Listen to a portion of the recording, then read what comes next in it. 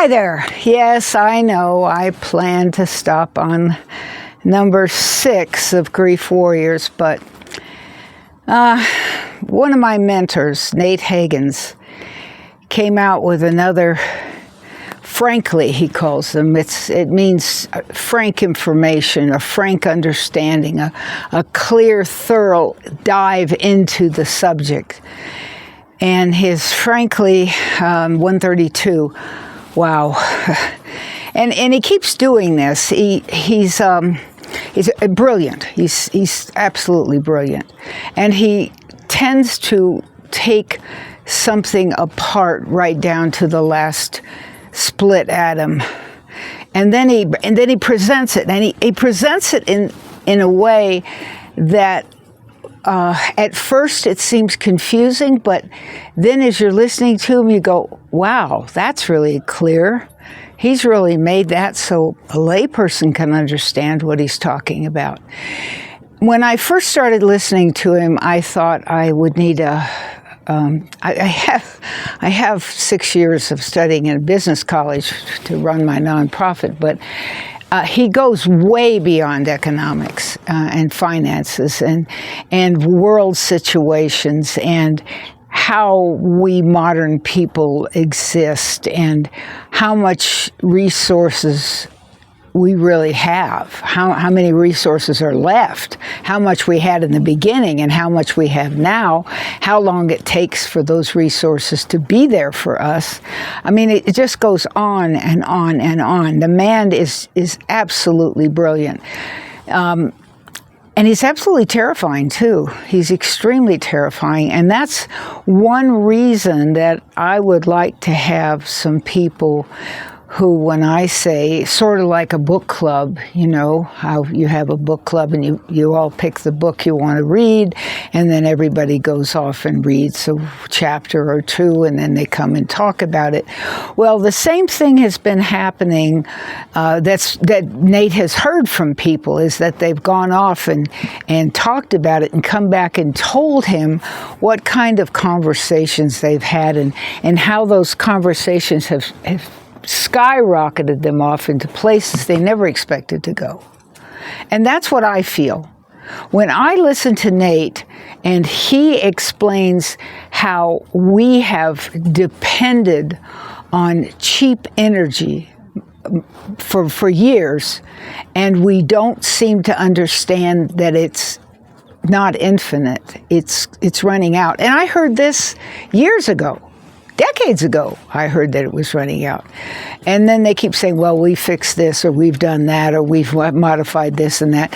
And I think that's one of the reasons that we keep hearing people say, oh, they will take care of it, whatever it is, whether it's climate change or economic issues, or, I mean, there's just so many times that people say, well, they will take care. I'm not sure that they've got that on their job description, whoever they are, because a lot of these things there haven't been solutions for. And I don't think there will be, especially when I listen to Nate Hagens. Now, I have followed John Overpeck for a few years, but I've followed Guy McPherson even longer. I've followed Guy McPherson about 18 years. And Dr. Guy McPherson, his specialty is in forestry, and yet he has been lecturing on climate change for forever. What he does is he studies peer-reviewed papers. Now, what that means is a group of people, experts, have gotten together and they've written a paper, or one person's written a paper, several, and then a panel of experts analyze the paper. So when it comes out, and it comes out not just as a published paper by an academic, but it comes out as a peer-reviewed paper. And that makes it at the highest level that we can expect to have in our library of evidence. And he uses peer-reviewed papers, and he has been saying forever that this has happened and that has happened. He very frequently talks about Nature magazine, which he has the utmost respect for. And so many of these people have said, like I I said before in these interviews, videos, I've said before that when I first started listening, they were all saying 2100 is when we have to start getting worried. Well, that's proved time and time and time again to be wrong. The predictions were way too far out. But on the other hand, some of the predictions have been way too soon. And so where we are is hard to say, but when other things come in, it's just like saying, I've got the flour and the sugar and the baking soda and the milk and the eggs and the chocolate chips, and I'm going to make chocolate chip cookies. And then your son walks in with 3 of his friends, and suddenly the chocolate chips are gone. Well, now you can't make chocolate chip cookies. If you've got peanut butter, you might be able to make peanut butter cookies, but you won't be able to use exactly the same recipe because peanut butter isn't the same as chocolate chips. There's some things that are going to be different. Well, that's exactly what happens to us. We get this information and then something else happens, like our current administration in the United States has been elected, where I kept saying to myself, this person is a felon, 34 counts. Surely he won't be elected, but he was. But I said the same thing when Al Gore wasn't elected. I said, surely they'll elect Al Gore because he's really paying attention to the environment. Didn't happen. So that's like the chocolate chips disappearing. So the issue that we're dealing with now is trying to understand what's going on. And what I'd really like to do is bring a group of people together who would be interested in checking out some of these people. Now, there's other people. There's certainly in Europe lots and lots of people who are giving us a lot of information too. And there's all those people that Guy McPherson's looking at. I just happen to have been in the same school as Guy McPherson, so I tend to check with him, and I correspond with him more than every month. I just do, because I want to keep up with what he's. I really like the way he is reporting what other people have said and has been reviewed by a panel of people. But I just love the way Nate Hagens looks at the world. It's not just climate, it's everything. Right down to how we cut our toenails, I swear. The man is so thorough about the details of what brought us to where we are and where we may end up. And it can be very terrifying, but so can what Guy McPherson says. But there's lots of people out there, and I'd really like to have some grief warriors who would come together and discuss these things in a wide variety of. You don't have to be an academic.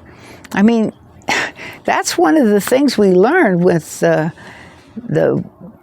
believe it was a book, Everything I Needed to Know I Learned in Kindergarten. You know, what you need is a diverse set of people who look at things from a lot of different ways, and that's what's really important. I wish I could ask my dog what he's thinking. You know, I wish I could ask a parrot. There's just so many different ways of looking at a situation. And so often the one who's shy and doesn't talk about it is the one who's got a really good idea or a really good rabbit hole to go down. Another one I just absolutely love to watch, and I watch her even more frequently, is Heather Cox Richardson. She's a historian, and she brings in so many things, and her friend Friedman, they bring in so many things that have to do with what we've done in the past and what's happened when we've done what we've done. I was just listening to a military strategist, and he was talking about what the military had done in the past and what they thought would occur now, but then there were these other factors. That's like the lost chocolate chips. You know, we have to always recognize there's different things going on. There's different cultures, different languages, different outlooks, different studies, and maybe they don't have that diverse person there to pop up and say, well, what about, and then make all of us stop and suck air and try to figure out what in the world do you mean, and that person has another rabbit hole to go down. So I'd really like people to consider letting me know down below. You can let me know who you are, and if you want to talk to me on Zoom, I'm happy to do one-on-one. I'm happy to do a group, anything. I just think it's very important that many of us come together and discuss some of these things and look at what some of these people are saying and have a better idea what kind of survival strategy. I'm not talking about just physical survival. I'm talking about mental, emotional survival. In addition to physical survival, we know we need air, water, food, and shelter. But we need a lot of other things too, not necessarily have to have them, but we feel like we need them. We need a way to communicate with each other, and we may lose that. And that's the part of the reason I feel urgent, is because I think we may lose our chance to use Zoom, or to use some other way of Google Meet or whatever. And I think we need to take advantage of it while we can. Thank you for listening.